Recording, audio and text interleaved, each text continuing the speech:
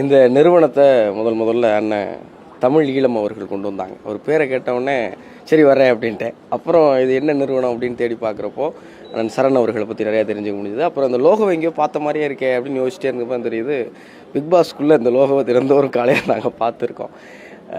ரொம்ப குறுகிய காலத்தில் 86வது கிளை, இன்னும் ஒரு மாதத்தில் நாங்கள் 100 கிளைகளை தொட்டு இந்தியாவின் அதிகமான கிளை பரப்பிய நிறுவனம்ங்கிற பேரோட முன்னகர்ந்து போகிறோம்.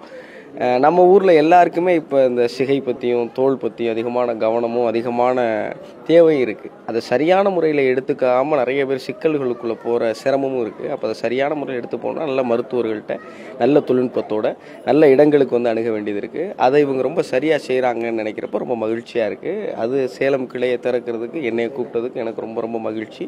இங்கே இருக்கிற எல்லா மருத்துவர்களுக்கும் தொழில்நுட்ப கலைஞர்களுக்கும் எல்லாருக்கும் என்னுடைய வாழ்த்துக்களும் நன்றி.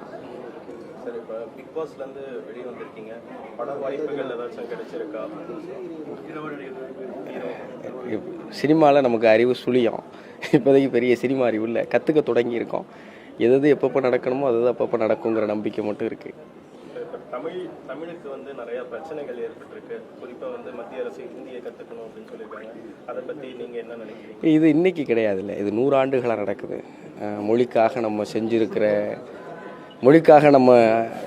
தியாகங்களும் மொழிக்காக நம்ம செஞ்சுருக்கிற போராட்டங்களும் இன்றைக்கி நாளே கிடையாது, அடுத்த 100 ஆண்டுகள் நடந்துக்கிட்டு தான் இருக்கும். ஆனால் யார் என்ன செஞ்சாலும் தமிழ் தான். ஸ்டூடெண்ட்ஸ் மத்தியில் தமிழுக்கான நிறைய இந்த தலைமுறைக்கு நிறைய ஆர்வம் வந்திருக்கு, மொழி மேலே பெரிய ஆர்வம் வந்திருக்கு. அது இங்கே மட்டும் கிடையாது, தமிழ்நாடு முழுவதும் இருக்கிற எல்லா கல்லூரிகளுக்கும் பள்ளிகளுக்கும் தொடர்ந்து பயணம் பண்ணுறேன். வேணும்னே எல்லா ஊர்களுக்கும் எல்லா கிராமங்களிலும் இருக்கிற பள்ளி கல்லூரிகளுக்கு போகிறோம். அங்கே இருக்கிற பிள்ளைகள் தமிழ் மேலே கொண்டு இருக்கிற அன்பையும் பிரியத்தையும் பார்க்குறப்ப ஒரு பெரிய தன்னம்பிக்கையும் மகிழ்ச்சியும் இருக்குது. இந்த தலைமுறை மொழி மேலே பெரிய பிரியம் கொண்டு இருக்கிறாங்க. சார் திரிக்க முடியாது சார், இந்த சொல்லும்போது உங்கள் முகத்தில் ஒரு கோவம் தெரியுதுல்ல. மொழி கற்றுக்கணும் சார், எல்லா மொழியும் கற்றுக்கணும். யாமறிந்த மொழிகளிலே தமிழ் மொழி போல் இனிதாவது எங்கும் காணும் பாரதி வந்து எல்லா மொழியும் கற்றுக்கிட்ட பிறகு தான் சொன்னார். எல்லா மொழியும் கற்றுக்கோங்க, ஆனால் யார்கிட்டையும் எதையும் திணிக்க முடியாது சார். ஒரு 3வது வாய்க்கு மேலே 4வது வாய் சாப்பாடு திணிச்சாலே நீங்கள் சாப்பிட மாட்டீங்க, மொழி எப்படி திணிக்க முடியாது.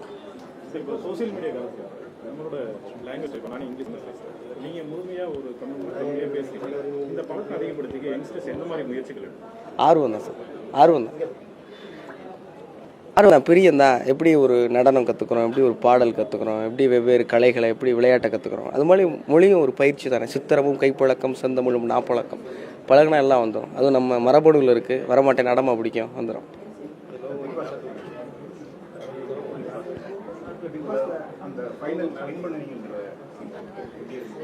உங்களெல்லாம் நம்புனே நீங்கள் காப்பாற்றிட்டீங்க, அவ்வளோதான். நிறைய வாய்ப்புகள் வருது, நிறைய பேர் நம்மளை வாழ்த்துறாங்க, நிறைய பேர் நம்மளோட சேர்ந்து அவங்களுடைய பெரிய பெரிய வேலைகளை நம்மளையும் சேர்த்துக்கணும்னு நினைக்கிறாங்க, நமக்கு வாய்ப்பு கொடுக்கணும்னு விரும்புகிறாங்க.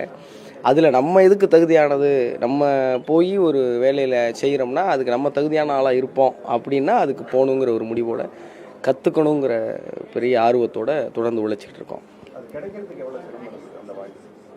யாருக்கு சார் வாய்ப்பு ஈஸியாக கிடச்சிடும்? இப்போ உங்களுக்கு இந்த வாய்ப்பு ஈஸியாக கிடச்சிச்சு, எல்லாருமே அந்த வாய்ப்புக்கான உழைப்பை போட்டுக்கிட்டே தானே இருக்கோம். அதனால் நம்ம என்ன உழைப்பு போடுறோமோ அதுக்கான வாய்ப்பு நம்மளை தேடி வருங்கிறது என் நம்பிக்கை, வருதுன்னு நம்புகிறேன். நன்றி.